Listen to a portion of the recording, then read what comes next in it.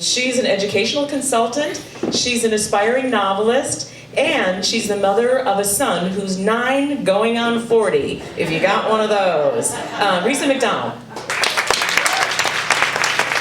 This story is called Postcards from the Bed. With apologies to Charles Dickens. It was the best of beds, it was the worst of beds. It was most certainly not the age of wisdom. And it was definitely the age of foolishness.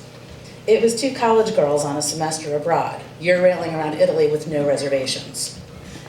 Sure, we could have booked ahead, but where was the fun in that? We wanted the flexibility to shave a day off Rome, add a day to Florence, add a side trip to Naples, because that's where the cute guys we met on the train were going next.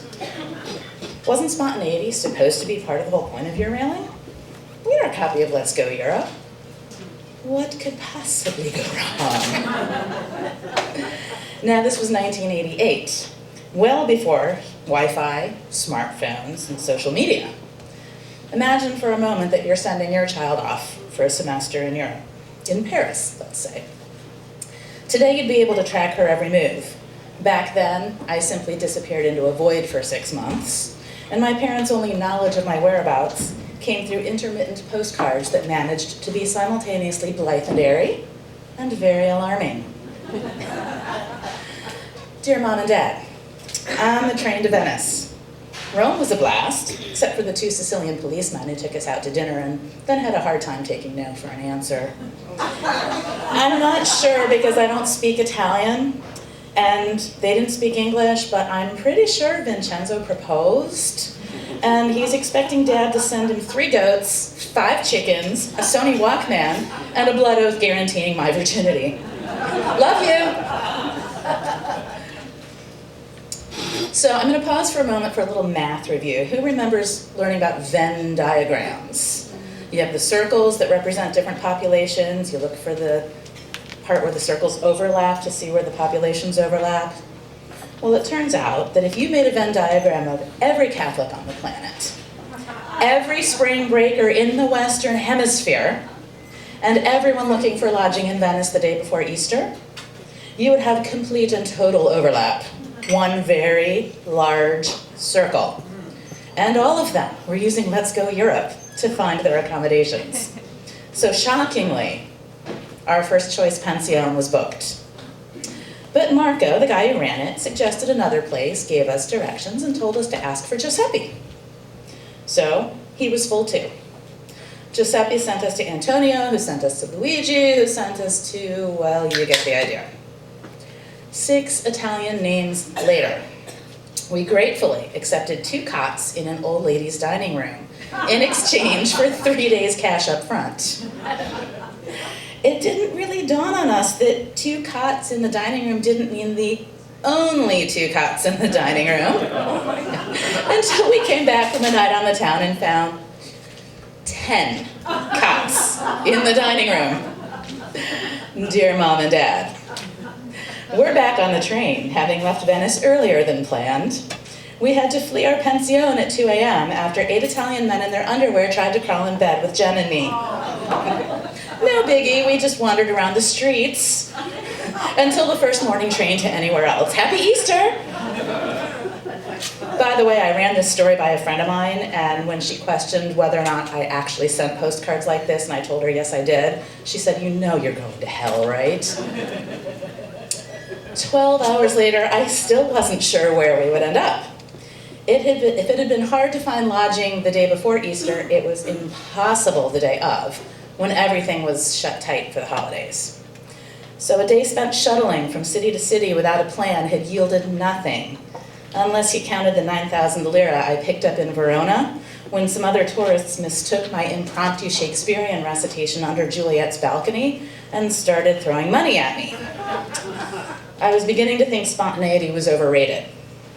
So what did we do? We doubled down on the spontaneity. We scrapped Italy altogether and decided to get the overnight train to Munich. We figured nobody's traveling on Easter. We'll get a whole compartment to ourselves, we'll pull down the couchettes, get a good night's sleep, and start fresh in the morning with a new plan. Problem solved. Dear Mom and Dad, we are on the train from hell. It's so crowded that we're sitting on a filthy floor in the corridor, getting stepped on every time someone goes to the bathroom. And the Alps are freezing in the middle of the night. Oops, gotta go. German guys sitting next to us just offered to share their schnapps. Maybe it'll warm us up. Prost! 2 more bedraggled urchins than we have never stepped off a train in the history of the Munich train station. We hadn't slept in 2 days nor showered in 3.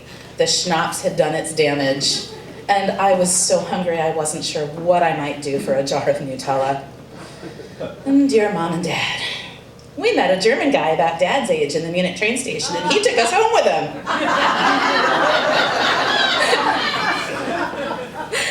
He said that we could have breakfast and showers and naps at his house. He seems really nice, and I'm sure it'll be fine. Give my love to Granny and Gramps. And while it could have gone very, very differently, everything did finally turn out fine. When we trailed in behind Friedhelm at about 7 a.m., Maria beamed as if it were an everyday occurrence for him to turn up with grimy American students in tow and say, "Honey, look what I found at the train station. Can you cook them breakfast?" She fussed and clucked and fed us like welterweights, and then made up a couple of blissfully comfortable feather beds where we took 5-hour naps. These kind souls insisted that we stay with them for the entire 3 days that we were in Munich. They fed us all our meals, took us to see the sights, they even took us out for a fancy dinner, all while refusing to accept so much as a pfennig. And then they saw us off at the train station. I'd love to say that we formed a lifelong bond with follow-up visits back and forth over the decades. In reality, I never saw them again. We corresponded for a few years, but eventually drifted out of contact, as was all too easy in a pre-internet age. Sometimes an act of generosity is just that, and that's miracle enough. Dear Mom and Dad, I'm still on the train. I don't know if the next stop will find me sleeping on the train station floor or in a feather bed, but I know that I have the self-sufficiency to think on my feet either way. I know how to value all my adventures, good and bad, because they're all part of the story. I know what to do when tired, hungry people get off the train, even if they look scary and speak a different language. And I know these things, and so much more, because you had the intestinal fortitude to let me have my age of foolishness, watching from the sidelines with your fists stuffed in your mouths, waiting for me to reach the age of wisdom. I'll let you know when I get there. In the meantime, Vincenzo wants to know when he can expect those goats. Love me.